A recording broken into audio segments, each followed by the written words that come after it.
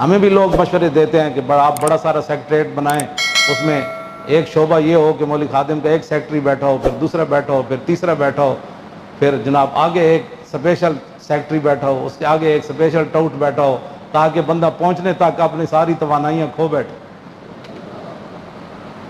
جس کو 4-5 سیکٹریوں سے گزرنا پڑے گا انہیں کہ ایسی ملاقات تو رہے، یہ ملاقات مولوی صاحب کوڑ رکھ ہے نا، یہ بات جیڑی ہوندی جیباں شیباں جو صاف ہو جانیاں 3-4 جنگ گزرنے، یہ تو پکی بات۔ لوگ بڑے بڑے اپنے کام پاندے، ٹائم نہیں ہے، لیکن میں آپ کو اسپیشل ملا رہا ہوں۔ وہ کہے گا ملا صحیح، تم جو لینا ہے لے، ملا۔ لوگ کرتے ہیں ایسی بات، اس واسطے ہم نے یہاں کوئی ایسا سسٹم ہی نہیں رکھا ہوا۔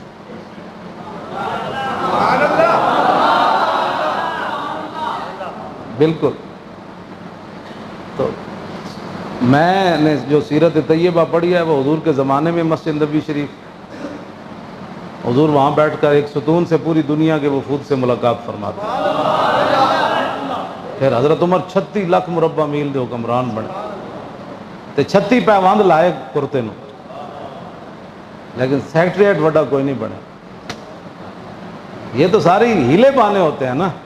آپ بلکہ جا کر وہ درخت کے نیچے سو جاتے تھے اور آپ کے پسینے سے نیچے والی ریت بھی گیلی ہو جاتی تھی، اور سرانہ آپ کا وہی درہ ہوتا، درہ فاروقی، وہی سوٹی، وہی ڈنڈا جو آپ اپنے سر کے نیچے رکھ کر سو جاتے۔ رومی سفیر آیا، اس صحابہ سے پوچھا بھائی آپ کا بادشاہ کدھر ہوتا ہے؟ فرمایا بادشاہ تو نہیں ہوتا، ہمارا خادم ہوتا ہے۔ امیر کدھر ہے؟ کس محل میں رہتا ہے؟ انہوں نے کہا محل میں نہیں رہتا، ادھر ہی جاؤ، گلی میں ابھی گوڈی کر رہے تھے یتیموں کے باغ کی، یہیں آگے کہیں تمہیں ملیں گے۔ آگے گیا تو وہ دیکھا تو ایک درخت کے نیچے حضرت عمر سوئے ہوئے تھے۔ وہ رومی سفیر چیخ اٹھا، وہ کہنے لگا کہ اس سے ہماری بادشاہ رات کو ان کی نیندیں آرام ہو رہی ہیں اور یہ درخت کے نیچے سوئے ہوئے۔ تیرے غلاموں کا نقش قدم ہے راہ خدا، وہ کیا بیٹھ سکے یہ سراغ لے کے۔ تو نے پوچھی ہے امامت کی حقیقت مجھ سے، حق تجھے میری طرح صاحب اسرار کرے، ہے وہی تیرے زمانے کا امام برحق جو تجھے حاضر و موجود سے بیزار کرے اور موت کے آئینے میں دکھا کر تجھے رخ دوست زندگی تیرے لیے اور بھی دشوار کرے، دے کے احساس زیاں تیرا لہو گرما۔ کیوں جی مولوی خادم یہ کیا باتیں کرتا ہے؟ میں نے کہا اقبال نے کہا بات ایسی ہونی چاہیے کہ بات ایسی سناؤ کہ اندر والا وہ خشک ہوا خون، وہ سرد خون گرم ہو جائے، دے کے احساس زیاں تیرا لہو گرما دے۔ اسی احساس زیاں ہی دے دینا۔ میں کتا پاک رسول اللہ دا مطلب تسی کوئی اور طرف لے جاؤ بھئی یہ امام بننا چاہتا ہے، میں تو اور بات کر رہا ہوں نا، جس کی بات مطلب تسی سویرے اپنے، کیونکہ غلط باتیں ساڑھے لوگ بڑی جلدی سوچ لیندے، ہمیں ہزارے دعوے کے باوجود کہ میں کتا پاک رسول اللہ دا، اس تو بعد کے بعد مک جاندی۔ میں تو صرف احساس زیاں، احساس ایک خط آیا، خط یہاں سے گیا محمد بن قاسم کو، خط پڑھا اور خط پڑھنے کے بعد وہ چل پڑا، اس نے تحقیق بھی نہیں کی کہ خط سچا ہے یا جھوٹا ہے۔ خط لکھنے والی مسلمان عورت ہے یا ہمیں کوئی چنگل میں پھنسانا چاہتے ہیں یا ہمیں کوئی لڑائی میں ڈال، ہم لڑائی کر دیں۔ خط پڑھنے کے بعد یہ تو نہیں نا کہ ہم ایک عورت کی خاطر یہاں سمندر پار چلے جائیں، ایک عورت کا خط ہی ہے نا، کیا ہم ایک عورت کے لیے پورا وطن اپنا داؤ پر لگا دیں، اپنی فوجیں اور اتنا نقصان کر جائیں؟ یہ کیسے ہو سکتا ہے؟ لیکن ان کو پتہ تھا کہ رسول اللہ نے کیا فرمایا، وَالْمُؤْمِنُ مِنَ الْمُؤْمِنِينَ كَالرَّاسِ مِنَ الْجَسَدِ اِذَا اشْتَكَا تَدَاعَى عَلَيْهِ سَائِرُ جَسَدِهِ۔ حضور نے فرمایا ایک مومن کی مثال باقی ساری دنیا کے ساتھ ایسے ہے جیسے سر کا تعلق جسم کے ساتھ ہے، سر بے آرام ہو تو سارا جسم بے آرام ہو جاتا ہے۔ یہاں فلسفے گھڑے جاتے ہیں، لڑنے کے لیے بھی فلسفے گھڑے جاتے ہیں، اور بچیوں کی عصمتوں کو بچانے کے لیے، وہ ذبح ہونے والے مسلمانوں کو بچانے کے لیے یہاں فلسفے گھڑے جا رہے ہیں، مضامین لکھے جا رہے ہیں۔ مضامین لکھنے سے تھوڑا مسئلہ بنے گا، اور جتنا مرضی جناب جتنی قسطوں پر مرضی کشمیر کا موضوع لکھتے چلے جائیں، ساری امت ہی بیٹھ کر ہزار صفحے کی کتاب لکھ دے تو کشمیر آزاد ہو جائے گا۔ کشمیر آزاد اسی طرح ہوگا جیسے محمد بن قاسم آیا۔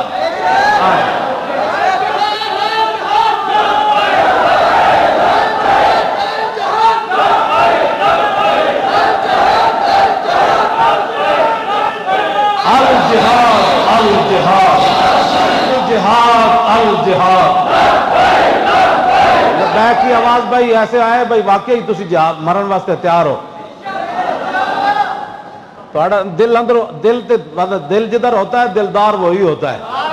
عقل عیار ہے زو بیس بدل لیتی ہے.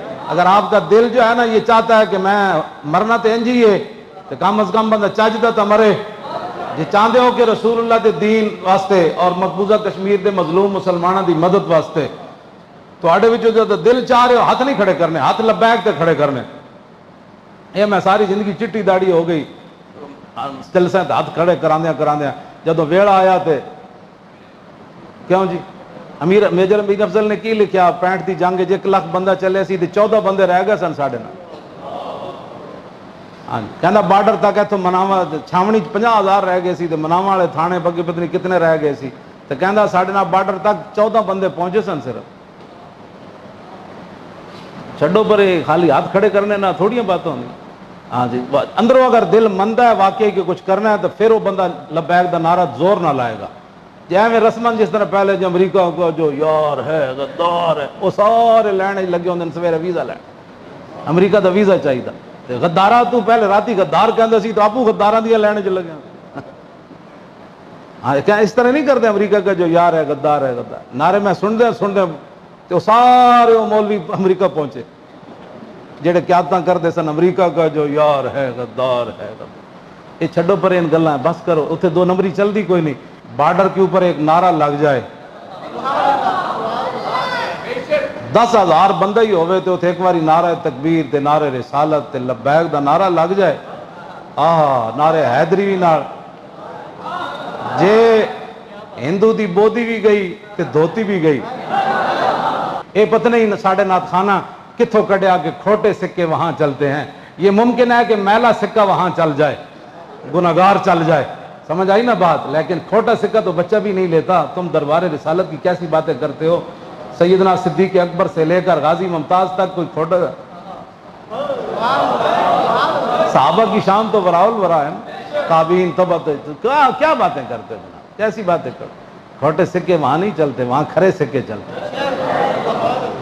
کھرے تسی ہو اور کہنے کھرا ہونا ہے. کلمہ تو سا پڑھا تے کھرے تسی ہو. ہاں پتہ نہیں ہے نا کھرے کھوٹے کتوں کٹیں. جنہیں کلمہ پڑھ لیا وہی کھرا ہے بس. حضور لا الہ الا اللہ محمد رسول بس بندہ کھرا ہو گیا. سارے جہان دے وہ پانی تے صابن بندے نو پاک نہیں کر سکتے جڑا لا الہ الا اللہ محمد رسول اللہ پڑھنا بندہ پاک. ہاں جی اس کی بات کریں. الجہاد الجہاد 3 باری کہنا ہے.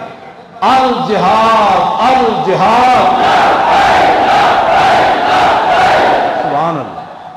یہ کوئی نہیں ہے واللہ میں یہ کہہ رہا ہوں کہ صرف بارڈر کے اوپر ایک نعرہ لگ جائے 10,000 بندہ ہی ہوئے تو ایک باری نعرہ تکبیر تے نعرہ رسالت تے لبیک دا نعرہ لگ جائے. نعرہ حیدری بھی نال جے ہندو دی بودی بھی گئی تے دھوتی بھی گئی. کچھ بھی نہیں رہنا ہندوؤں دا. اتنے بڑے بزدل ہیں. میں تو انہوں نے سچی گل کر رہا ہوں. ہندو بہت لڑنے کے تو قابل بالکل ہی نہیں ہے نا. گائے کا پیشاب پی کر بندہ کیا لڑے گا. یہ کیا کوا کیا شاہین کا مقابلہ کر سکتا ہے. کوا شاہین کا مقابلہ کر سکتا ہے. اس کی تو پرواز کے ساتھ نہیں اڑ سکتا. وہ تو 1 میل بھی اوپر نہیں جا سکتا. تو وہ تو 7 آسمانوں کو کراس کر جاتا ہے. شاہین تو شاہین ہے. ہاں جی اس واسطے آپ حضرات جہاں بیٹھیں کوئی جہاد کی بات کریں تاکہ کچھ نہ کچھ آگے بھی آواز جائے. جن لوگوں کو آپ نے تو خیر ووٹ نہیں دیے. جن لوگوں نے ووٹ دیے ہیں ان کو کہو بھائی انہوں کوئی سلجید دیو. سمجھ آئی. انہوں کوئی سلجید دی گولی دیو. یہ تکڑے ہونے گڈے کوڑے کوئی جان پاؤ. یہ کھڑے ہون جناب تو جا کے کشمیر دے مظلوم مسلمانوں دی مدد کرن. اگے تو برما تو تہاڈا چلو جی تسی دور سی وہ تو تہاڈا نظریہ ہی کوئی نہیں. کیوں جی ان تازہ خداؤں میں بڑا سب سے وطن ہے. جو پیراہن اس کا ہے وہ مذہب کا کفن ہے. سمجھ آئی. بازو تیرا توحید کی قوت سے قوی ہے. اسلام تیرا دیس ہے اور تو مصطفی ہے. میں نے وہاں دیکھا ہندوستان کے اندر جو مسلمان مذہبی رہتے ہیں وہ ہندوستان کے ترانے پڑھ رہے ہیں. ان کو پتہ بھی نہیں ہے کہ اسلام تیرا دیس ہے. اقبال کہنا اسلام تیرا دیس ہے اور تو مصطفی ہے.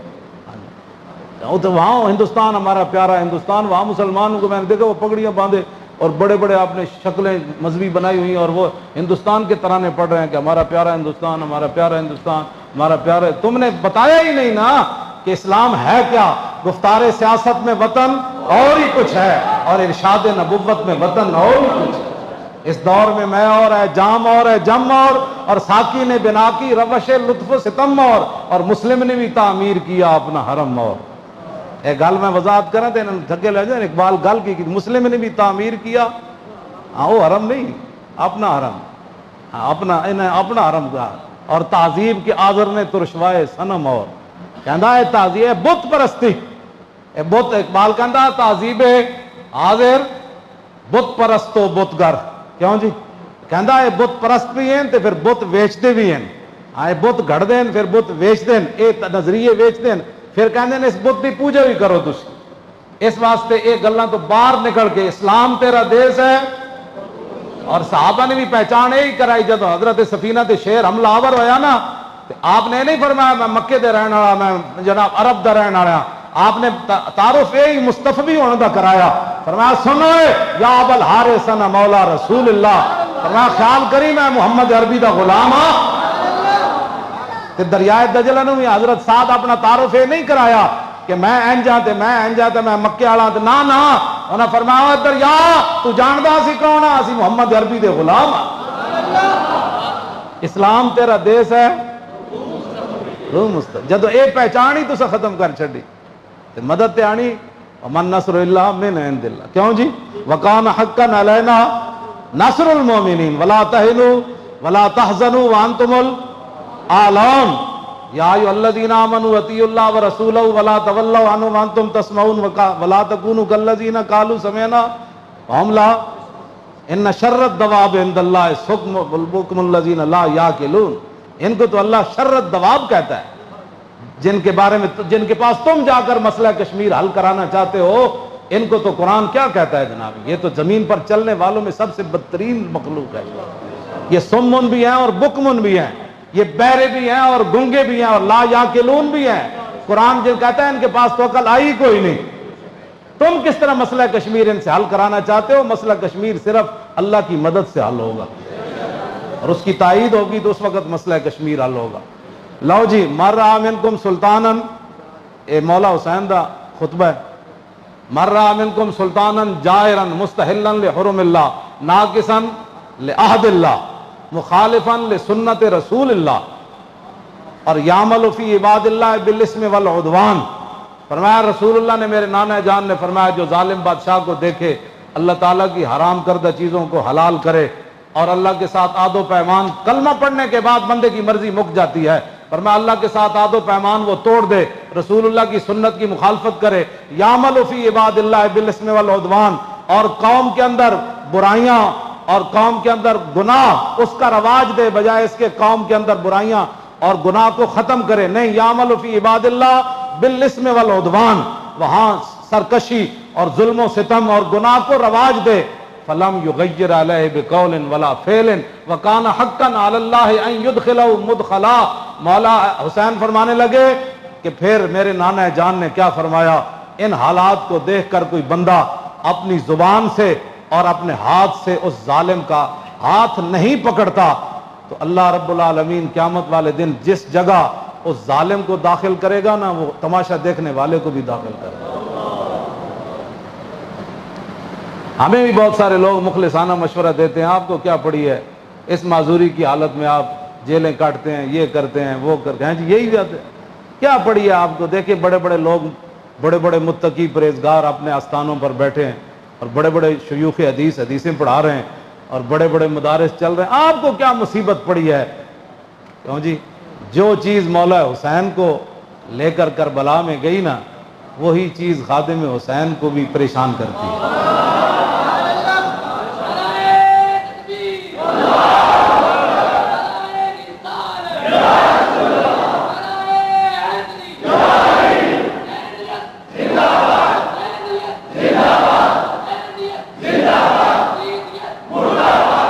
آگے آپ نے کیا فرمایا؟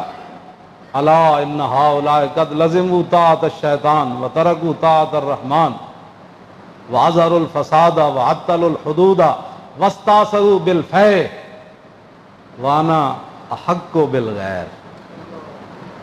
آپ نے فرمایا دیکھتے نہیں یزید نے کیا کام شروع کر دیا، قد لزموا طاعۃ الشیطان، یہ سارے کے سارے شیطان کے اطاعت گزار بن گئے، وَتَرَكُوا طاعۃ الرحمن، اللہ کی اطاعت انہوں نے چھوڑ دی، وَأَظْهَرُوا الْفَسَاد، ہر جگہ انہوں نے دنگا و فساد برپا کر دیا، وَعَطَّلُوا الْحُدُود، اور اللہ تعالیٰ کے احکام اور اس کی حدود کو معطل کر دیا، وَاسْتَأْثَرُوا بِالْفَيْءِ، اور قومی خزانہ لوٹ کر کھا رہے ہیں۔ یہ امام حسین نے پھر آگے پہلے یہ بات فرمائی، پھر آپ نے فرمایا حسین مقابلے میں کیوں آیا؟ چشم گریاں مزرعے اور گلا کٹ کر نمازے، اور شمر کا خنجر گلوئے خشک پر چلتا رہا، اور بزم حق روشن رہی اور حق کا دیا جلتا رہا۔ جی اے امام علی مقام فرمایا وانا حق بالغیر، فرمایا حسین سب سے زیادہ حق رکھتا ہے کہ یزید کے مقابلے میں آئے، میں سب سے زیادہ حق رکھتا ہوں حسین کہ میں تو اچھا اب جو فوج سامنے کھڑی تھی، آپ نے یہ بات تو آپ نے پہلے فرمائی نا، پھر جو سامنے آئے ہوئے تھے نا مقابلے میں، جو کہتے تھے دل تے تواڈے نال لیکن تلوار تواڈے نال کوئی، کہنے جی دل تے ساڈے بھی عشق رسول ہے لیکن ساڑی مجبوری ہے ختم نبوت دے ڈاکوؤں نو ووٹ دینا، مجبوری تو ان کی بھی تھی، وہ انہوں نے کہا کہ آپ نے فرمایا قد اتتنی کتبکم وقدمت رسلکم ببیعتکم، فرمایا یہ تمہارے خطوط ہیں جو تم نے مجھے بھیجے ہیں، اور بہت سارے قاصد تم نے میرے پاس بھیجے ہیں، کس بات پر؟ انکم لا تسلمونی ولا تخذلونی، کہ میں جب تمہارے پاس آ جاؤں گا تو تم پھر میرے ساتھ مل کر لڑو گے، مجھے یزیدی فوج کے حوالے نہیں کرو گے، یہ تمہارے خطوط ہیں میرے پاس، انکم لا تسلمون ولا، اور تم میرے اوپر حملہ کے وقت خاموش نہیں بیٹھے رہو گے، یہ تم نے لکھا ہوا ہے اس میں، فَإِن تَمَمْتُمْ بِبَيْعَتِكُمْ تَرْشُدُوا، فرمایا اگر تم اپنی اس بیعت پر قائم رہتے ہو تو پھر ہدایت پا جاؤ گے، تُصِيبُوا رُشْدَكُمْ، ہاں جی پھر تم ہدایت پا جاؤ گے، پھر تمہیں کوئی مسئلہ نہیں ہے۔ آگے پھر آپ نے لوگ پھر دیکھنے لگے یہ کون ہے، جان بوجھ کر بھی لوگ آنکھیں بند کر دیتے ہیں نا، کچھ ایک دوسرے سے پوچھنے لگے یہ کون ہے جو ہمارے سامنے خطبہ دے رہے ہیں یزیدی فوج میں سے، تو فرمایا فَأَنَا الْحُسَيْنُ ابْنُ عَلِي وَابْنُ فَاطِمَةَ بِنْتِ رسول اللہ، فرمایا جانتے ہو کہ میں حسین بن علی ہوں اور میں سیدہ طیبہ طاہرہ فاطمۃ الزہرا کا صاحبزادہ ہوں، جانتے ہو مجھے، نفسی ما نفسکم والی ما آلکم فلکم فی اسوۃ، آپ نے فرمایا یہ مت رکھنا کہ حسین تمہیں میدان میں چھوڑ کر چلا جائے گا، جہاں میں رہوں گا، جہاں تم رہو گے حسین تمہارے ساتھ رہے گا، جہاں تمہارے اہل و عیال ہوں گے حسین کے بچے بھی وہی ہوں گے، نفسی ما نفسکم والی فلکم فی اسوۃ۔ اے مولانا جملہ بڑا عجیب ہے، فرمایا حسین کی زندگی کیا تمہارے لیے نمونہ نہیں ہے؟ اے میرے بچے سارے میں بھائی نال لے آیا، سارا خاندان لے آیا، حسین کے میرے فلکم فی اسوۃ، تمہارے لیے میری زندگی ایک نمونہ ہے کہ میں سب کچھ دین کی خاطر لٹانے کے لیے آ گیا ہوں۔ وَإِن لَّمْ تَفْعَلُوا وَنَقَضْتُمْ عَهْدَكُمْ فَخَلَعْتُمْ أَعْنَاقَكُمْ مِنْ بَيْتِكُمْ فَلَعُمْرِي مَا هِيَ فِيهِ لَهُ نُكْرَةٌ، آپ نے فرمایا کہ اگر تم میرا ساتھ نہیں دیتے اور جو تم نے وعدے کیے وہ توڑ دیتے ہو، میری بیعت تم ختم کرتے ہو، تو اللہ کی قسم مجھے اس پر کوئی زیادہ تاج۔ آخر میں پھر آپ نے یہ جملے کہہ کر اپنا خطبہ ختم کر دیا، کوئی تسی بھی بدلو اپنے آپ نو، تاں دین آنا ہے، خالی نعرے نال دین آ جانا، نماز اینج پڑھو کہ جنہیں آج تک 40 سال ہو گئے نا نماز دے درس دیندیاں، انہوں نے پتہ لگے یار لبیک والے تو ایک درس بھی نہیں دیتا، سارے نمازی بن گئے، کمال ہو، حد ہو گئی بھائی، اینج ہونی چاہیے تبدیلی، لوگ پتہ لگے بھائی انہاں دا نعرہ جڑا انہاں دے رگو پے وچ اینج کیوں جی، اینج سرایت کر گیا، ہم چو خو اندر عروق ملت است، اقبال کہندا ہے اندر حضور دا عشق ایویں چلنا چاہیے جویں رگاں وچ خون چلدا جناب،